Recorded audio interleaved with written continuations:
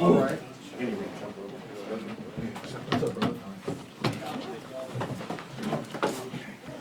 All right, I don't have a whole lot for you since we just talked, but Skyy Moore will be listed as out, and Bucker did practice today, so that's a good thing. There's a chance we do bring somebody in, just as a precautionary measure. Mecole practiced today, and we'll just see about him, his day-to-day as we go here. And with that, we look forward to playing the Raiders again. We know they're a good football team. The last 9 games have been as close as you can believe, right? So all come down to the end. Anyways, with that, time's yours. You want to go ahead and let him in? Joe Tooney as well as Luxurious Need. Yeah, all the rest of the guys practice. Yeah, they all practice.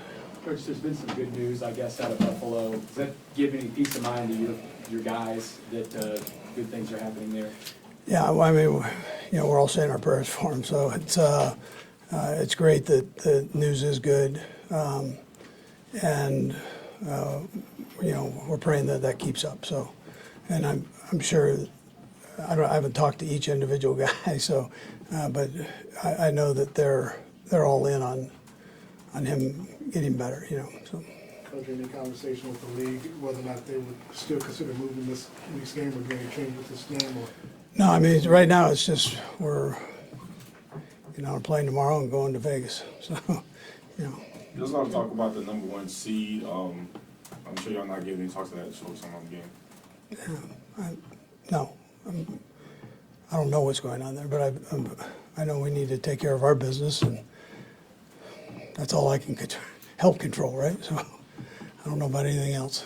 Coach, Have you talked much about that as a goal this week to go ahead and try to get that #1 seed? I mean, is that just sort of understood in the locker room? I think what we've talked about the most is the game plan, the process, going through that, staying in tune with that at this time, and then that's what we can control.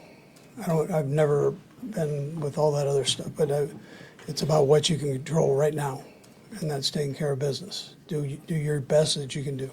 And in the past, when guys have come back for their first game, you've tried to ease them in or give them a certain amount of snap counts. Is that the similar situation for Mecole? Yeah, I never put Mecole in a bad position there. I mean, this would be very similar to what Tony went through. I mean, if it's 3 snaps, it's 3 snaps. If it's 5 snaps, it's 5 snaps. I mean, I know he's going to want to go. I mean, I know that he loves to play, and so I'm going to be holding him back. I'm sure if when we get to that point. Coach, I know this is in the Brent Beach realm, but considering you might bring someone in for Harrison Butker, Matthew Wright was a guy that's available, and is that someone that would potentially be on the call list? Yeah, you know what? That'd probably be for Brett. I haven't gotten into all that with him. We're on a short. We're on a short week, and as coaches, we're just hammering it down right now, just making sure we have everything covered. Coach, this has been kind of a subdued week, but yesterday marked 10 years in Kansas City for you, for your work anniversary. Yeah. Does that milestone mean anything to you? I mean, what's the last 10 years of your life been like? I've never eaten as much barbecue. And I'm coming out of the 10 years still loving every bite I've taken. Listen, I've thoroughly enjoyed it. The Hunts are a phenomenal family to work for. And I mean, you guys included in all that, man. It's, that part's been a pleasure. So we just, you don't get a chance to really relax and enjoy that. You're moving forward, and that's kind of where we're at on this week. So. The most unique part about that is that you've been able to do this twice now. What do you think the key has been to just the lasting part? Yeah, being around good people, I think, is we had great ownership in Philadelphia, great ownership here. Starts from the top, and we've all had a piece of it. So you guys have seen it firsthand. Everybody's contributed, and that's that's the important thing. Good people. And that's players included. So I mean, players, and coaches, and everybody.